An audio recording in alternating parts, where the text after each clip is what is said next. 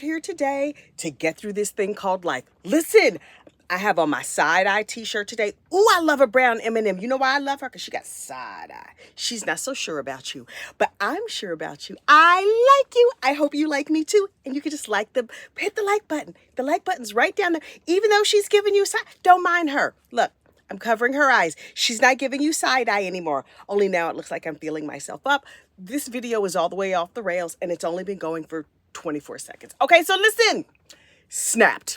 It is lunchtime, true crime, and we are here to talk about Snapped. Don't worry about Miss Brown and her side eye. Look, she only giving you one side eye now. I don't know, something about this shirt entertains me. Okay, look. JoAnn Helfich.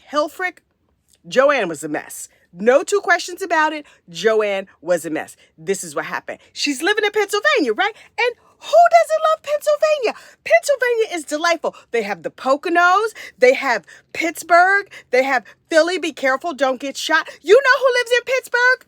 Our very best true crime friend, Renee Barker. She's right over there in Pittsburgh. Hey, Renee girl. So look, anyway, JoAnn, living in Pittsburgh, minding her business, living her best life, right? And so she gets a job, she has a family, everything is going good. And then one day, down at the factory, boom, there's a big explosion. And it rattles her brain. Now, keep in mind, nobody is hurt, nobody is injured, nobody is killed. But JoAnn's brain, it went all mushy. And she lost the plot. As our British friends would say, she lost the plot. And so she was just like, I can't pull myself together. And the situation got worse and worse and worse. Next thing you know, she's living in her car. She was having some mental health issues. I don't know what pill or therapy or whatever, swimming, taking time off, looking at sunsets. I don't know what you could do to fix that, but she needed to do some or whatever would fix that. But she was not in a good way. And her friends and family were very concerned about her. But what are you going to do? Because she's a grown up and you can't involuntarily commit her. I mean, I guess you could, but she was not a danger to herself or others. She was just living in her car and not doing well. And so everybody was like, okay, I hope she gets it together. Good luck, girl. We're not going to give you side eye because that would be rude. So anyway, she meets this dude because of course she did. But let's be clear. She was a hobosexual at this time. We talked about hobosexuals before. That is a hobo looking for a place to live, and they might have an intimate encounter with you because they homeless. So she started dealing with this dude because she was a hobosexual and he was home full. And so she was like, can I stay with you? And he was like, uh-huh. And so the deal they had was they were going to be roommates. And so she was going to stay around the house and she was going to cook and clean and take care of everything. She was going to be a wife and he was going to work. And she was like, oh, this really works for me.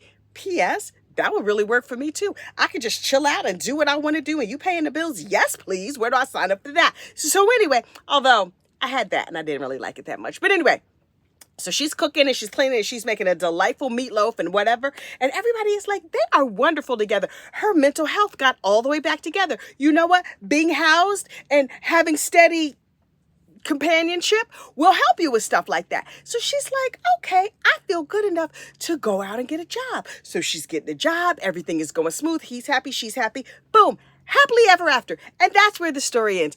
But sadly, it's not. So then she calls the police one day and she's like, help, Mr. Policeman. I think I might have shot my boyfriend, but it was definitely an accident. And they were like, oh, wait, what? So of course they speed over there because it's a small town in Pennsylvania. And they come, my throat is dry.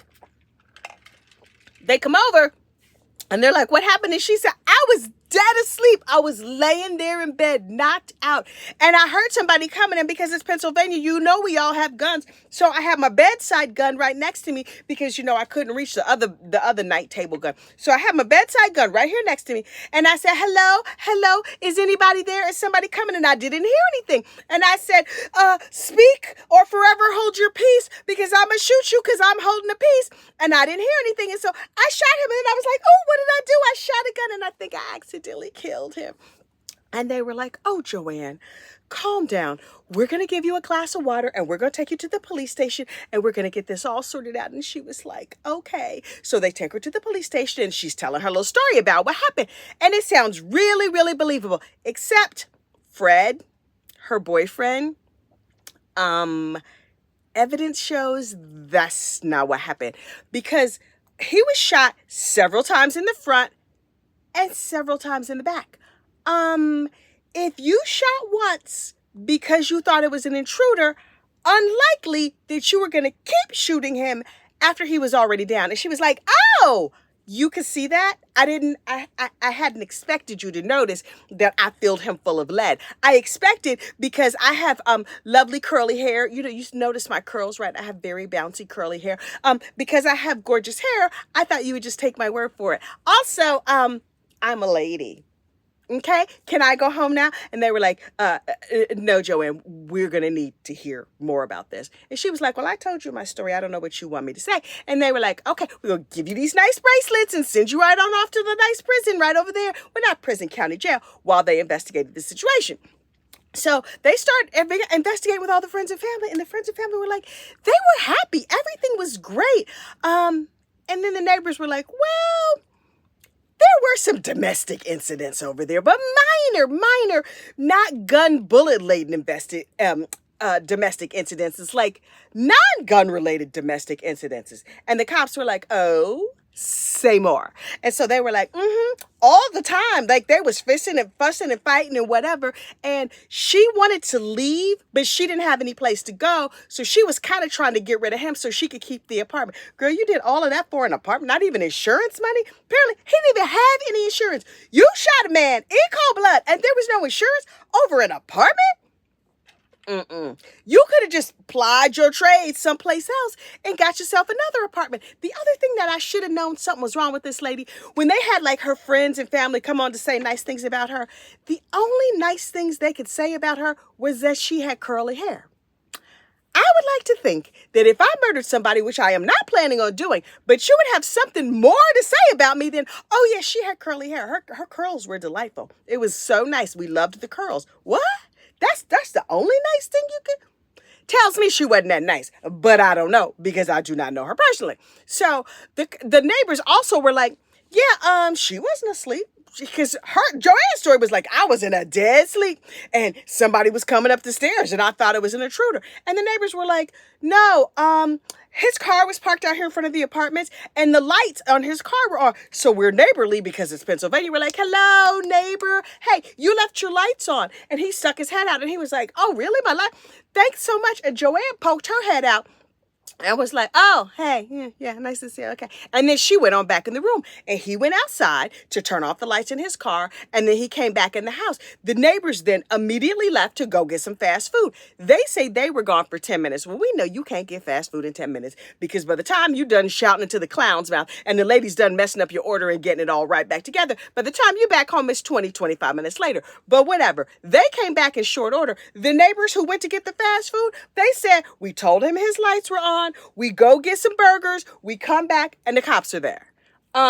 So she was not asleep. And she was like, right, I fall asleep quickly and I was confused and I would like to speak with the lawyer now, please and thank you. And so the neighbors were like, she a lying sack of sugar. And what she did do is she got mad and she shot him up and then she was trying to keep the apartment.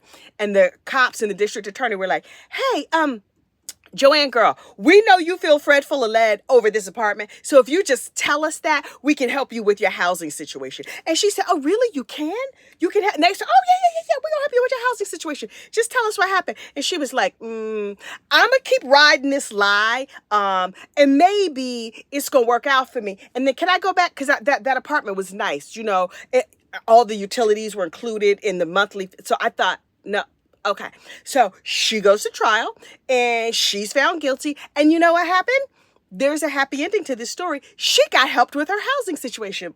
She did. Life without the possibility of parole. So she's never going to have to worry about her housing situation again. Now, the housing that she got is probably not as good as the apartment that she had over there with Fred, but all the utilities were included. There's going to be no rent. Guess what? And board is included. That means food. Now, is the food good? No, the food is probably horrible. And you're probably going to have to make like a Cheeto pie or something like that out of whatever you can get from commissary. But you're not going to have to worry about rent.